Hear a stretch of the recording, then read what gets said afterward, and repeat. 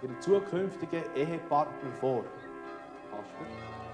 Ich sehe meine Ehepartnerin wirklich als liebe, gleichberechtigte Partnerin, dass wir miteinander reden, miteinander sorgen und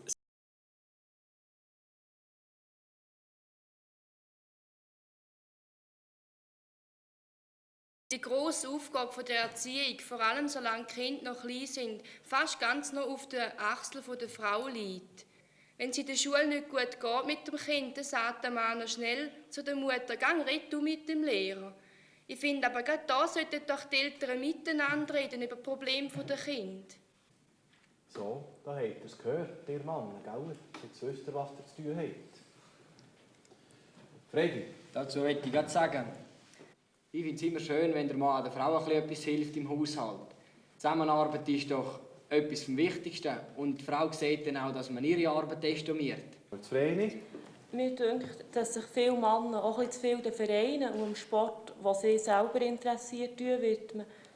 Es ist für eine Frau nicht immer leicht, wenn sie Sonntag für Sonntag und auch fast alle Abend alleine ist. Und noch etwas wegen dem Feierabend.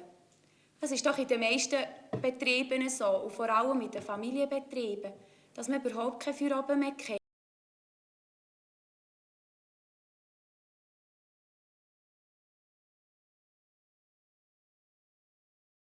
Und kann musizieren oder schreiben oder ein Hobby betreiben. Ich erwarte also von meinem zukünftigen Ehepartner auch, dass er für das Verständnis hat. Eine Frau sollte sich heute auch etwas pflegen, dass sie nicht aussieht wie ein Hotsch. Und natürlich der Mann desgleichen, er sollte sich auch etwas rasieren und sich pflegen.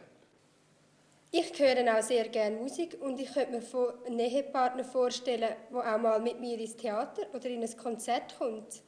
Schön ist es natürlich, wenn man zusammen musizieren und singen kann. Es fördert das Zusammenleben und die Harmonie in der Ehe.